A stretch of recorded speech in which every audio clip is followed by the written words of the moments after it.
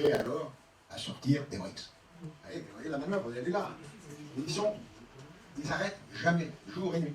Quant au Premier ministre indien Modi, membre fondateur des BRICS, les leviers d'action des Occidentaux sur sa personne ne manquent pas. Alors d'abord des troubles confessionnels au sein de l'Inde, pour semer un peu le chaos, et les accusations de corruption, toujours pareil, des membres de la famille de Modi. On notera que, par hasard bien sûr, tous les dirigeants BRICS ont été impliqués ou indirectement mis en cause pour corruption dans l'affaire dite des Panama Papers, alors qu'aucun ressortissant des USA ne figurait sur la liste des délinquants fiscaux présumés.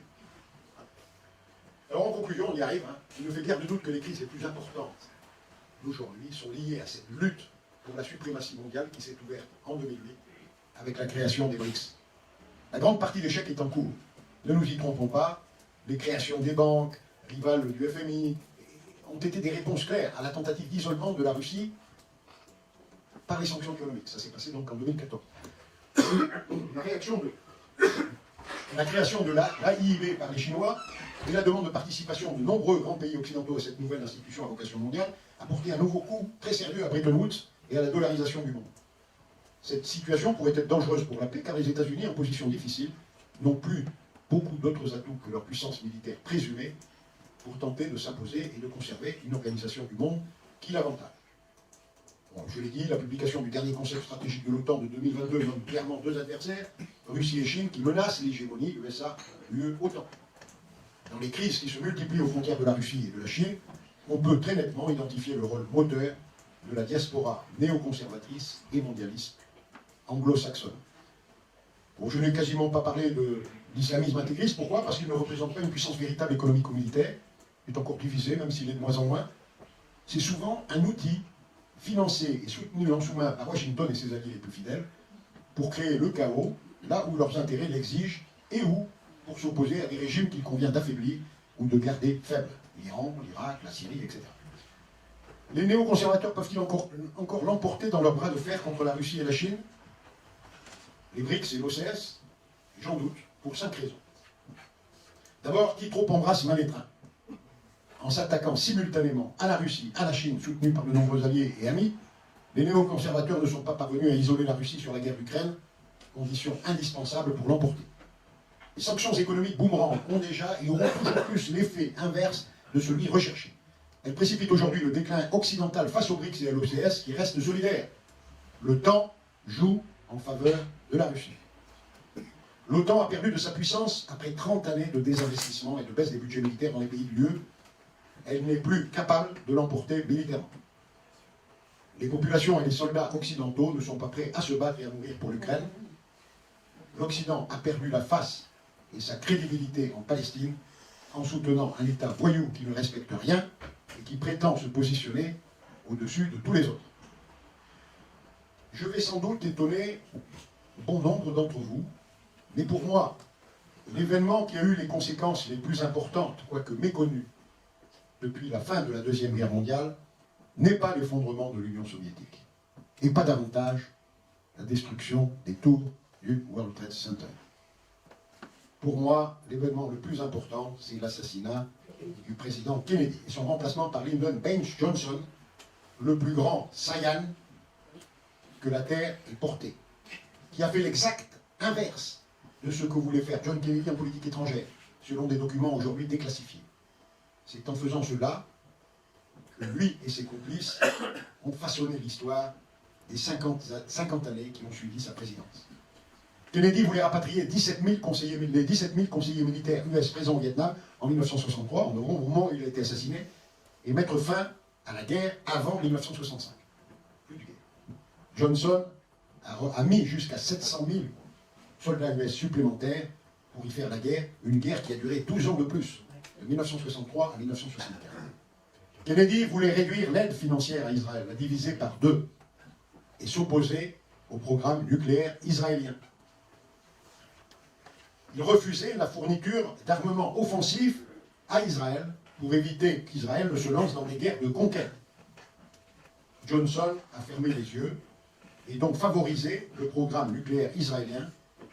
Il a triplé le montant de l'aide militaire et a fourni les premiers armements offensifs US à Israël et il a donné son feu vert pour la guerre de 1967, parce qu'il était encore au pouvoir, Johnson, qui a permis à l'État d'Israël de tripler la surface de son territoire. À la question qui avait intérêt à l'époque à la disparition de Kennedy et à qui cette disparition a-t-elle profité le plus, deux réponses viennent immédiatement à l'esprit lorsqu'on prend connaissance des archives déclassifiées. Il y avait bien sûr le lobby militaro-industriel et l'État d'Israël. C'est également sous la présidence de Johnson qu'est né le néoconservatisme et que la protection de l'État d'Israël a été la plus complète. Johnson est allé jusqu'à étouffer la gravissime affaire du Liberty pour protéger le jeune État hébreu. Chacun peut et doit alors se poser quelques questions et émettre des hypothèses. Alors, je ne sais pas si vous connaissez l'histoire du Liberty, non? Oui. Non, le Liberty, c'est un bateau américain, espion, hein, qui écoutait les communications.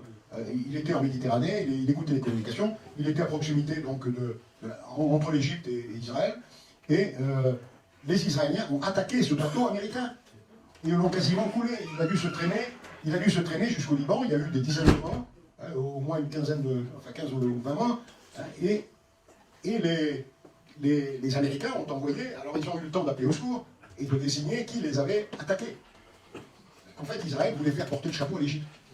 Donc ils voulaient attaquer le bateau et dire, regardez, les Égyptiens sont méchants, ils vous ont coulé un bateau. C'est ça qu'ils voulaient faire. Donc de chance, les gens ont réussi à sonner l'alerte. Et les avions américains ont décollé des porte-avions pour aller porter secours. Et Johnson, l'apprenant, a rappelé les avions qui se portaient au secours du Liberty. On a donc laissé le Liberty et il a étouffé complètement l'affaire. C'est-à-dire que les gens ont été enterrés sans mention de leur appartenance au Liberty, etc. Ça a été, il a complètement occulté l'affaire pour éviter que l'Amérique, l'opinion publique américaine se dresse contre Israël. Voilà ce qu'il a. Donc, quelque part, bon, moi j'appelle ça une trahison, mais certains appelleront ça comme ils veulent. Alors pourquoi tant de sollicitude de Johnson envers l'État hébreu? L'analyse de la généalogie de Johnson nous apporte peut-être un élément de réponse. La mère de Johnson s'appelait Rebecca Bates. Elle était juive et ses grands et arrière-grands-parents maternels étaient juifs également, d'immigration allemande, ce qui fait de Johnson, par ligne matrilinéaire, il n'y a aucun problème, le premier et le seul président généalogiquement juif de l'histoire des USA, si l'on s'en tient à son ascendance matrilinéaire sur 3 générations, rappelée par la publication, alors ça c'est pas moi qui l'invente, hein.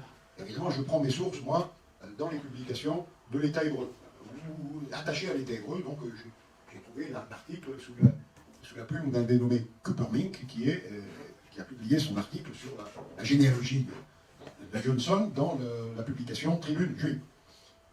Cela a-t-il pu jouer un rôle dans sa promotion à la vice-présidence des États-Unis? A-t-il été prépositionné à ce poste par des lobbies dans un but bien précis, malgré l'opposition de Robert Kennedy, qui n'avait aucune confiance en lui? Aucune. Cela a-t-il pu jouer un rôle dans la politique de Johnson vis-à-vis d'Israël? L'évolution très pro-israélienne de la gouvernance Johnson a-t-elle favorisé l'éclosion et le développement du néoconservatisme sous sa présidence? Sachant que c'est le néoconservatisme aujourd'hui qui mène le monde et qui... Enfin, on pourra en reparler après, je pourrais vous donner beaucoup de détails, parce que moi, je vous donne pour l'instant des choses, mais après, si vous me posez des questions, on pourra rentrer dans les détails.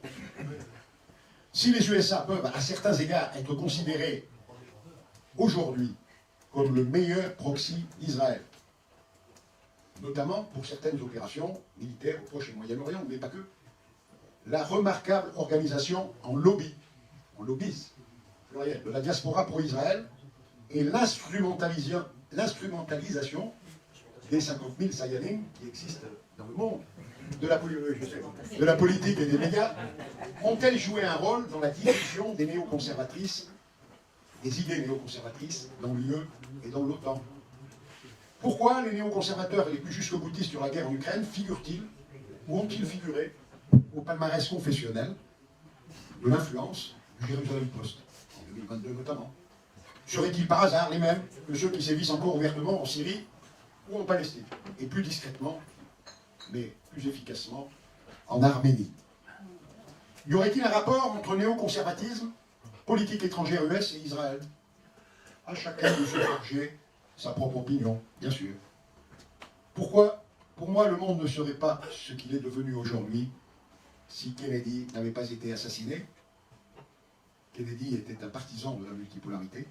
Et surtout si Lyndon Baines Johnson, premier et seul président généalogiquement juif et le plus grand Saiyan que la Terre ait porté, n'avait pas assuré la gouvernance des USA du 22 novembre 1963 au 20 janvier 1969. Je vous remercie de votre attention.